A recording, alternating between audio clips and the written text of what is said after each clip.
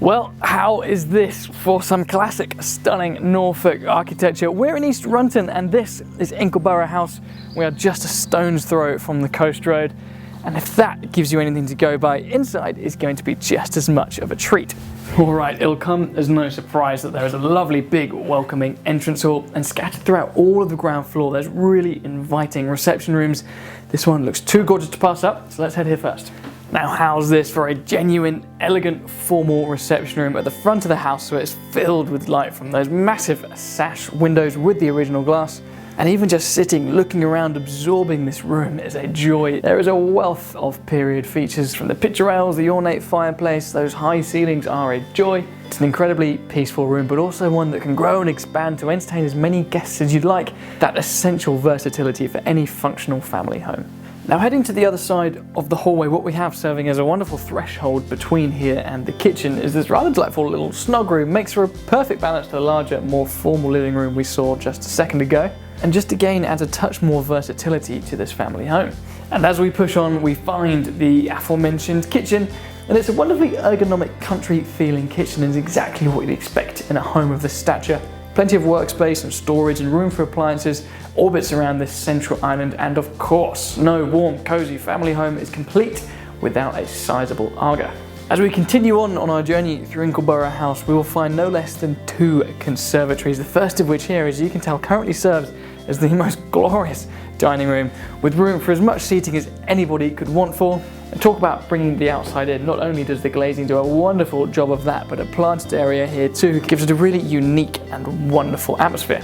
And the second conservatory arguably adds even more drama to the equation, and not only that, but also more versatility, currently serving as a games room, but with an exposed brick wall like that and panoramic views of the garden, not to mention 2 sets of double doors bringing the outdoor patios in. It would also make a wonderful reception space. Once again, the flexibility to start making this house your home. The ground floor accommodation is perfectly wrapped up by the first of the bedrooms, which, as you'll see, benefits from all of those period proportions that we have seen earlier. Lovely high ceilings, all of the period features. It's a good sized room in itself, but is complemented by a sizable ensuite, which is just as classy as the rest of the accommodation thus far. Time to head upstairs now, where there are no less than 4 double ensuite bedrooms, the first of which is straight ahead, the master.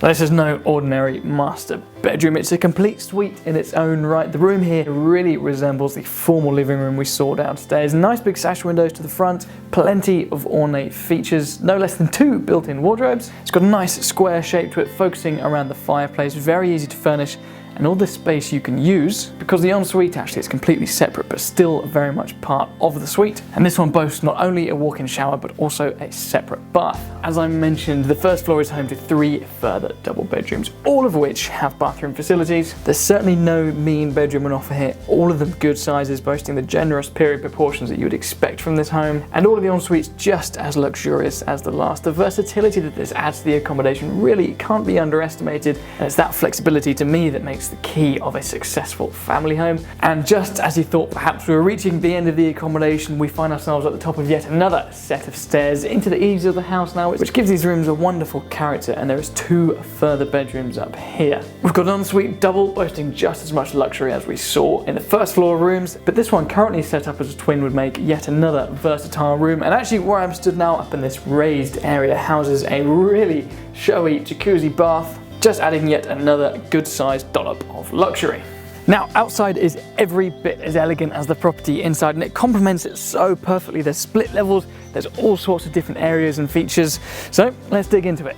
Now, you'll remember the terrace we saw off the games room conservatory. Well, that sprawls all the way out here. There's even a little sheltered area which is perfect for firing up the barbecue.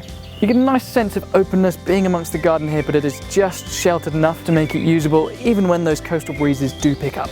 Where else do you head after a long evening on the dining terrace but up the steps to the hot tub? And again, year-round use is being considered with the timber gazebo over here. Around all of this, there's a couple of well-manicured lawns, interspersed and bordered with well-stocked flowering beds, and the mature trees just slice up the rest of the garden, creating even more little spaces for you to use really as you wish.